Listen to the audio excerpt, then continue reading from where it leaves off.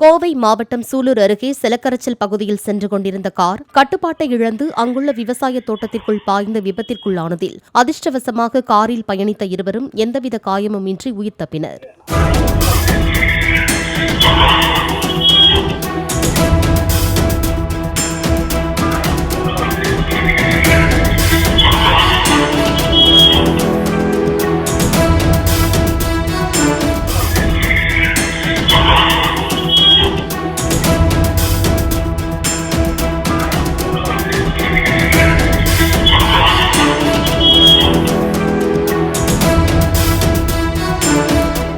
Play store மற்றும் app ஸ்டோரில் இருந்து பாலிமர் செயலியை QR கோடு மூலம் பதிவிறக்கம் செய்யுங்கள்.